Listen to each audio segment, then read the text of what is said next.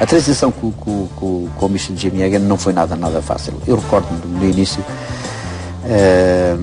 o diálogo, um homem muito intransigente e, portanto, não foi nada fácil. Ele percebeu de uma forma muito inteligente que o que tinha que dar era força aos jogadores. Só que não estávamos habituados a trabalhar aquele nível. E tivemos ali um período de adaptação física e mental que levou o seu tempo. Uma vez que foi compreendendo isso e que isso foi tudo muito bem recebido e que o organismo se adaptou, depois foi um autêntico passeio.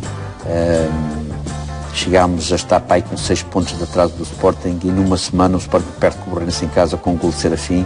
Nós jogámos na CUF, ganhámos 1-0, a seguir ganhámos 5-1 ao Sporting e a partir daí os 6 pontos praticamente desapareceu e acho que acabámos o campeonato com 5 ou 6 pontos ganhámos o campeonato com 5 ou 6 pontos de vantagem sobre o Sporting. Portanto, é um período exuberantíssimo em que a equipa expressou todo o seu talento, toda a sua arte, mas atrasando-se à hora. 1971-72, segundo ano de Hagan na Luz, segundo campeonato ganho. O Benfica vence nas Antas e em Alvalade e termina com 10 pontos de vantagem sobre o segundo classificado, o Setúbal. Os Beatles estavam a acabar, mas isso pouco dizia a Jimmy Hagan. Para ele, virava o disco e tocava o mesmo. Por isso, na taça, dá 6-0 ao Porto nas meias finais e 3-2 ao Sporting na final. Estava feita a dobradinha, prato apreciado no norte de Portugal, onde os ingleses sempre gostaram de morar. O Benfica jogou muito bem e o Porto tinha uma equipa muito fraquinha. Tinha jogadores já em final de carreira e foi extremamente fácil golear o Futebol Clube do Porto. Porque havia uma diferença muito grande. Não porque o Benfica fosse ajudado pelos arbitrários, mas sim porque de facto o Benfica tinha um lote de jogadores muito superior ao lote de jogadores do Futebol Clube do Porto. Um bom leque de jogadores e não for bem orientado também é escusado, não é? Agora, se tiver um bom leque de jogadores e um treinador que saiba assimilar o que tem ali, foi o caso dele. Ele assimilou fácil, não foi difícil. Ele percebeu-se que esta rapaziada precisava era de disciplina e de condição física. E a dobradinha ficava sempre bem, era a dobrar.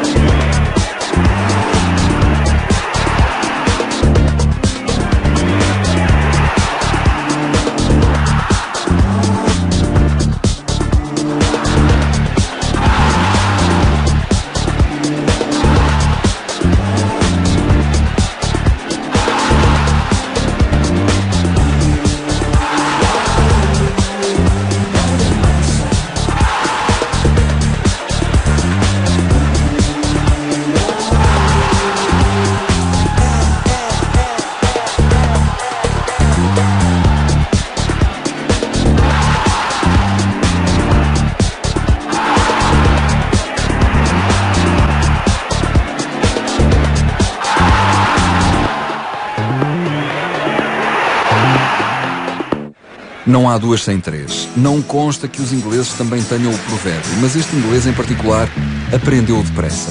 Em 72-73, terceiro ano, terceiro campeonato. E porque Hagen tanto conduzia pela esquerda como pela direita como pelo centro, o ataque encarnado marcou mais de 100 golos e levou tudo à frente. Portugal teve pela primeira vez um campeão invicto, o Sport Lisboa e Benfica. O Benfica tinha, de facto, uma equipa extraordinária, tinha força, tinha talento, tinha grande condição, como eu disse, graças a este homem, Jamie Hagan, e, portanto, o resto estava lá. O talento, a arte, a cultura do jogo, o entendimento entre nós, porque já jogávamos há muitos anos juntos. Portanto, aquilo saía tudo com uma certa naturalidade. Com Jamie Hagan, nós marcámos mais que 100 golos, mais que uma vez. O que é histórico no futebol, fazer tantos golos em menos jogos que se joga agora. E, porque, de facto, o Benfica tinha uma força do meio campo para a frente extraordinária, tinha tanta arte, tanto talento, que era quase impossível parar-nos. Eu tenho um registro muito positivo da época, isto foi na década de 70, quando o Benfica foi campeão sem nenhuma derrota, não tanto por um jogo em si, o jogo foi em 72, 73, o treinador era o inglês, o Jamie Hagan, mas sobretudo porque se viveu o campeonato jogo após jogo sempre num ambiente de vitória, de felicidade e de satisfação. E portanto, esse talvez tenha sido um campeonato que, exatamente fruto dessa invencibilidade do Benfica, mais encheu a alma dos benfiquistas e sobretudo a satisfação daquilo que era domingo a domingo, semana a semana, termos sempre festejar e termos sempre a oportunidade de poder só os nossos adversários ter uma atitude um pouco mais de provocação, não é? Provocatória. O campeonato invicto, hoje, quando olhamos para ele, parece uma coisa de outra galáxia. Uma coisa que, como é possível, quase utópica nos dias de hoje. Eu diria que tem mais impacto recordarmos hoje esse campeonato do que naquela altura esse campeonato sem derrotas provocou. Naquela altura o Benfica era claramente a equipa mais forte no nosso cenário, o Sporting tentava se aproximar, o Porto estava numa crise profunda, havia outras equipas interessantes com a Vitória de Setúbal e Belenenses, mas não tinham a mesma dimensão dos grandes, verdadeiramente, e o Benfica mandava no futebol português. Portanto, naquela altura, o Benfica ficar 23 jogos seguidos, não é sem perder, é ganhar consecutivamente, não era visto com grande normalidade, embora alguns jogos mais difíceis, nomeadamente o jogo com o Porto, que chegou a 3-2, mas alguns jogos mais a acabar quem faz o golo, mas a verdade é que era uma equipa que se impunha naturalmente, desde o início.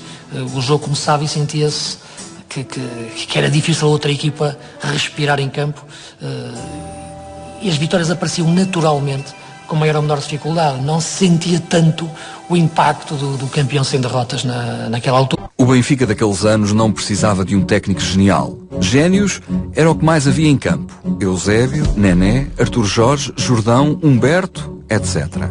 O que era preciso era um líder que impusesse a disciplina. E foi isso que Jamie Hagan foi, do minuto em que entrou àquele em que saiu. Estamos a falar de um treinador inglês que são muito responsáveis, treinador inglês que a disciplina para eles é tudo, e de um treinador que dentro do campo nós tínhamos que dar tudo. E acho que quando os atletas perceberam isso, tornámos-nos até melhores, e os resultados depois apareciam naturalmente, mesmo sem o treinador entrar muito pelas táticas que agora se usa nos tempos modernos. E o Jamie Hagan conseguiu pôr na equipa do Benfica trabalhar à inglesa, como se costuma dizer, porque nós antes de começarmos, o treino era começado com 45 minutos de corrida à volta do campo, e depois trabalhávamos com bola. Portanto, e isso nós não estávamos habituados e fomos habituando-nos aos métodos de Jamie Hagan, e que depois viemos mais tarde a tirar benefícios dessa maneira de trabalhar dele. É tão rigoroso o treinador que há situações particulares, por exemplo, quando ele apitava para que nós tomássemos atenção a um pormenor, e se havia algum jogador que se distraísse a tocar na bola ou chutar a bola, ele marcava o jogador e dizia assim, no fim nós falamos. Quando terminava o treino, o plantel ia-se embora e esse jogador ficava com o treinador a fazer um treino extras, não é? Portanto, e os episódios de treinos duros, sim, de facto, isso eram duríssimos. Corria à nossa frente, portanto eu tinha já uma idade avançada e eu era o primeiro a começar a correr, portanto, e toda a gente o tinha que seguir. Eu de facto tinha uma força extraordinária, tinha uma capacidade física fantástica, portanto era de facto uma pessoa com uma vontade, com uma determinação muito grande em termos profissionais, em termos de trabalho. E por isso mesmo é que exigia, portanto, se eu podia fazer, porque é que os outros não podiam? O objetivo do Jimmy Hagan foi sempre o mesmo. Era good pass, good shoot, good goal. Ele foi sempre um treinador a tirar um bocado para a frente nesse aspecto. Nunca foi um grande tático, nunca andou dizia a constituição da equipa. Pronto, e finalizava um bocado good pass, good shoot, good goal, rápido, e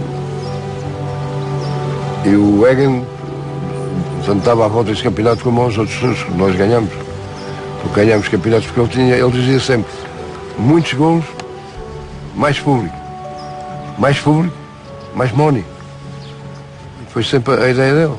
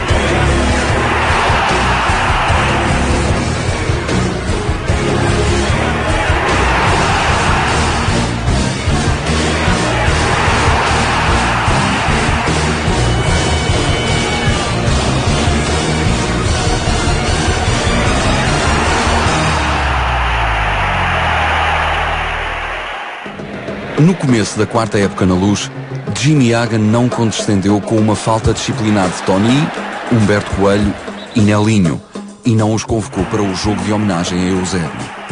Desautorizado pelo presidente, apresentou a demissão no dia seguinte. Os portugueses gostam de fazer o jeitinho. Os ingleses, mais uma vez, não conhecem a expressão. Ele era tão reto, tão disciplinador, tão disciplinado que até se disciplinou ele próprio. Ele viu quão importante ele era para nós, que a gente foi todos lá pedir para ele. Primeiro foi o presidente e o Eusébio, depois fomos nós. E ele não abdicou. Era a disciplina. E ele saiu com os louros todos. Ele tinha tudo para continuar. Só aquele acidente, ele achou que ultrapassou a disciplina que ele criou e que não tinha condições. Se voltasse a renunciar ao que tinha feito, achava que se calhar a disciplina depois já não era tão seguida à risca como ele pretendia. O Jimmy Hagan ter saído do Benfica porque ele conhecia os jogadores, eles tinham o processo todo iniciado, estava, como se costuma dizer, no